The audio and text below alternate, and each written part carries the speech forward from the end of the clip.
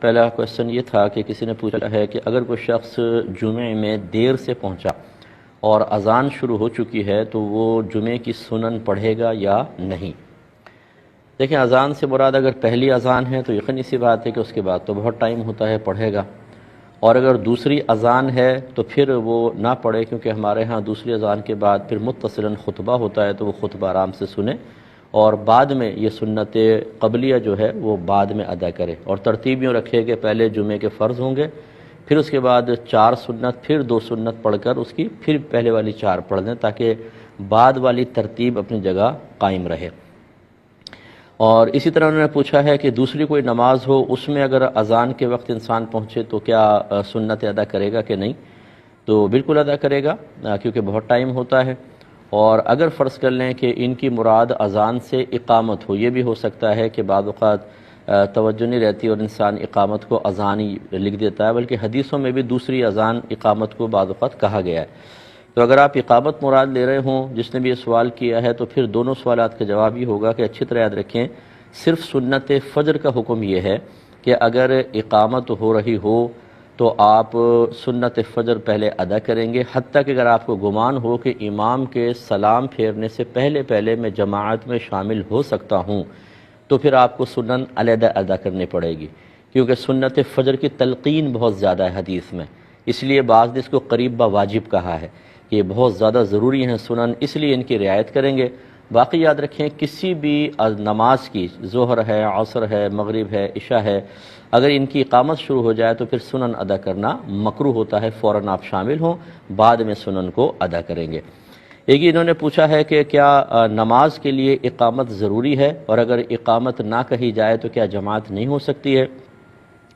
دیکھیں، جو ہمارے ریگولر 5 نمازیں ہوتی ہیں، ان کے لیے اذان بھی اور اقامت بھی دونوں سنت مؤکدہ ہیں، یعنی ان کو کرنا چاہیے، اگر ان کے ترک کی عادت بنا لیں گے تو گناہ گار ہوں گے۔ اور سنت مؤکدہ کے ترک سے ثواب میں کمی تو آتی ہے، لیکن عبادت ایسا نہیں ہے کہ شروع ہی نہیں ہوتی، یا شروع ہو جاتی ہے لیکن اس کی تکمیل نہیں ہوتی۔ یہ ہوتا ہے شرط میں اور فرض میں، کہ اگر شرط نہ پائی جائے تو نماز شروع ہی نہیں ہوگی، فرض نہ پایا جائے نماز تو شروع ہو گئی لیکن فرض چونکہ درمیان میں ہوتا ہے نماز مکمل نہیں ہو سکتی ہے۔ اور سنت مؤکدہ کا حکم یہ نہیں ہوتا، اس کے بغیر نماز شروع بھی ہو جاتی ہے، نماز مکمل بھی ہو جاتی ہے، لیکن ثواب میں کمی آتی ہے۔ تو آپ جواب سمجھ گئے ہوں گے کہ اقامت اگر نہیں کہی تو سنت مؤکدہ کا ترک ہوا، برا کیا، لیکن آپ کی جماعت پر کوئی فرق نہیں ہے، جماعت بالکل ہو جائے گی۔ کسی نے کہا کہ عورتوں کے لیے مذاقیہ جملے کہنا، جیسے عورتوں کی عقل تو گھٹنے میں ہوتی ہے، یہ موٹی عقل کی ہوتی ہیں، عورتوں کا مقام مردوں سے کم ہے معاشرے میں، ایسا کہنا کیسا ہے؟ دیکھیں، مذاق اڑانا تو کسی کا بھی منع ہوتا ہے، چاہے وہ مرد ہو یا عورت ہو، جس سے اس کی دل آزاری ہو، یہ بالکل منع ہوتا ہے اور گناہ اور حرام کے زمرے میں آتا ہے، لہذا تو ہونے نہیں چاہیے۔ اور ایک ہوتا ہے ویسے ہی دوست مل کے کبھی کبھار اس طرح کا مذاق کرتے ہیں کہ کوئی کسی کی دل آزاری نہیں ہوتی، وہ سب ایک دوسرے کو اس طرح کر رہے ہوتے ہیں، اس کو بھی ہم منع ہی کرتے ہیں، کیونکہ کیفیات بدلتی رہتی ہیں۔ بسا اوقات ایک شخص جو اکثر مذاق کو برداشت کر لیتا ہے، اس وقتی کیفیت میں وہ ایسا ہوتا ہے کہ وہ برداشت نہیں ہوتی بات، اور وہ اس کا مطلب بیڈ رسپانس دیتا ہے، اور سامنے والے کہتے ہیں یار تجھے کیا ہو گیا آج، تم تو ایک دم غصے ہو گئے۔ تو یہ ہوتا ہے کیفیات مختلف، اس میں بھی احتیاط کرنی چاہیے۔ اور پھر خواتین کے حق میں اس طرح کے جملے کہنا جس سے یہ ظاہر ہو کہ آپ ان کی توہین کر رہے ہیں، تحقیر کر رہے ہیں، انہیں احساس سے کمتری میں مبتلا کرنے کی کوشش کر رہے ہیں، یہ غلط ہوتا ہے۔ یہ یقیناً یہ جملے ہیں کہ نبی کریم صلی اللہ علیہ وسلم نے ارشاد فرمایا کہ عورتیں ناقصات العقل ہوتی ہیں،